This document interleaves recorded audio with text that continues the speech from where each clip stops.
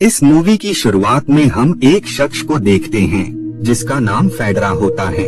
वो घबरा कर नींद से जाग जाती है क्योंकि उसे काफी अजीब सा ख्वाब आया होता है। असल में वो लेडी फ्यूचर में होने वाले इवेंट्स को देख सकती थी, यानी वो लेडी ओरेकल होती है।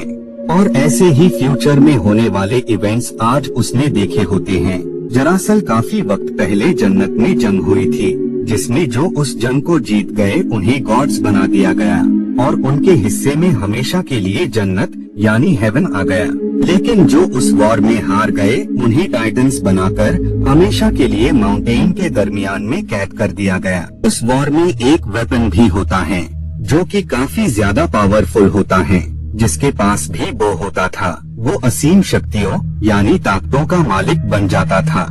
लेकिन उस वॉर के आज तक किसी को भी वो वेपन नहीं मिला होता है। इधर हम हिपेरियन को देखते हैं जो कि किंग है। उसने कई बार गॉड से फरियाद की होती है, यानी हेल्प मांगी होती है, क्योंकि उसकी पूरी फैमिली को अजीब सी बीमारी थी जिसका कोई भी इलाज नहीं होता है। हिपेरियन के इतनी बार हेल्प मांगने के बावजूद भी कोई भी गॉड उसकी हेल्प के लिए नहीं आया होता है। इस वजह से उसका इस बात से बिलीव ही उठ जाता है कि गॉड एग्जिस्ट भी करते हैं।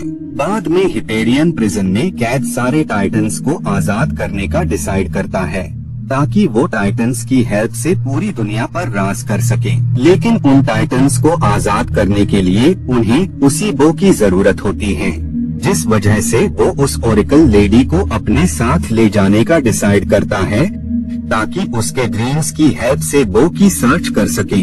दरअसल उस लेडी ने ड्रीम में हिपेरियन को ही उस बो की हेल्प से सारे टाइटन्स को रिहा करते हुए देखा था और इसी ड्रीम की वजह से ही वो घबराकर जाग गई थी। बाद में हिपेरियन उस प्रीस्ट को मारकर फेडरा को अपने साथ ले जाता है। इधर हम थीसियस को देखते हैं जो कि अपनी मॉम के साथ होता है। वो काफी अच्छा वॉरियर था, लेकिन उसे गॉड्स पर बिल्कुल भी यकीन नहीं होता है, जबकि उसकी मॉम बहुत ही रिलीजियस लेडी थी।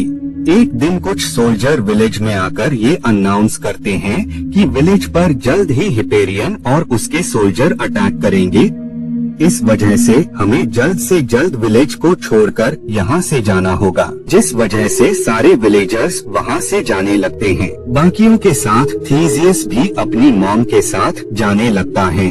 उसी दौरान ही एक शख्स उसकी मॉम को बुरा भला कहने लगता है। इस बात से थीसियस को काफी ज्यादा बुरा लगता है, जिस वजह से वो उस पर हमला कर देता है। उनके दरमियान हुई इस लड़ाई को रोकने के लिए वहाँ पर उनका लीडर आ जाता है, जिस वजह से थीसियस को उस शख्स को आजाद करना पड़ता है। लीडर थीसियस की बहादुरी से काफी ज्यादा इम्प्रेस होता है, जिस वजह से वो थीसियस को आर्मी में शामिल करने के लिए उस शख्स को आर्मी से बाहर कर देते हैं। इस बात से वो शख्स काफी ज्यादा नाराज होता है और वो हिपेरियन के पास जाकर उन्हें उस लोकेशन के बारे में राब्ता कर देता है जहाँ पर बाकी विलेजर्स छिपे हुए थे, जिस वजह से हिपेरियन सबसे पहले उसे ही मार देता है और बाद में वो उस विलेज में आकर लोगों पर अटैक करके उन्हें मारने लगता है, जिन लोगों में थीसियस की मॉम भी थी। इस बात से थीसियस को हिपेरियन पर काफी गुस्सा आता है और वो उसे खत्म करने का डिसाइड करता है। बाद में वो लोग थीसियस को प्रिजन कर वहाँ से ले जाते हैं। इधर जन्नत से गॉड्स ये सब कुछ देख रहे होते हैं। उन्हें थीसियस पर रहम आने लगता है, जिस वजह से वो सबसे सीनियर गॉड ज़ूस से अर्थ पर जाने की परमिशन मांगने लगते हैं। लेकिन ज़ूस उन्हें इजाजत नहीं देता है, क्योंकि उनका मानना था कि इंसानों के मामलों में हमें दखल अंदाजी नहीं करना चाहिए। गॉड्स सिर्फ तब ही इंसानों की हेल्प कर सकते हैं जब टाइटन्स आजाद होकर इंसानों पर हमला करने की कोशिश करें। इधर अर्थ पर थीसियस चलते चलते काफी ज्यादा थक गया होता है, जिस वजह से वो वहीं पर ही बैठ जाता है। उस दौरान ही ओरेकल वहाँ से जा रही होती है, जिस वजह से उसका पैर थीसियस के लेग से टच हो जाता है, जिससे उसे विजन आता है जिसमें बो को थीसियस के हैंड पर देखती है और साथ ही वो हिपेरियन का साथ दे रहा होता है। बाद में वो प्रिजनर से थीसियस को माउंटेन के पीछे लाने का कहती है, क्योंकि उसे डर होता है कि बो को हासिल करने के बाद कहीं थीसियस हिपेरियन के साथ न मिल जाएं। क्योंकि अगर ऐसा हुआ तो ये दोनों मिलकर पूरी इंसानियत को खत्म कर देंगे। इस बात के बारे में हिपेरियन को जब पता लगता है तो उसे ओरेकल पर काफी गुस्सा आता है और वो अपने को उन्हें पकड़ने के लिए भेजता है। लेकिन इससे पहले कि हिपेरियन के लोग उन्हें पकड़ पाते, उससे पहले ही सी के गॉड हेवन से समुद्र में गिरते हैं, जिसकी वजह से सी में काफी ऊंची लहरें उठने लगती हैं। इससे थीसियस और बाकी लोग तो सही सलामत दूसरी तरफ पहुंच जाते हैं, लेकिन हिपेरियन की आर्मी के काफी सारे सोल्जर मर जाते हैं। बाद में ओरेकल थीसियस को नोटिस करती है कि वो काफी सैड बैठा हुआ है। इस वजह से वो उससे इस बारे में सवालात भी करती है, जिसके जवाब में वो उसे बताता है कि हिपेरियन के सोल्जर्स ने उसकी मॉम को मार दिया था। इसी वजह से ही वो काफी सैड है। ओरेकल कहती है कि क्या उसने अपनी मॉम का फ्यूनरल किया है, जिस पर वो उसे न में जवाब देता है। ओरेकल उसे काफी फोर्स करती है कि वो पूरे रीति रिवाजों के साथ अपनी मॉम का फ्यूनरल करे, जिस वजह से थीसियस उसी प्लेस पर जाता है और वो अपनी मॉम का फ्यूनरल पूरे रीति रिवाजों के साथ करता है।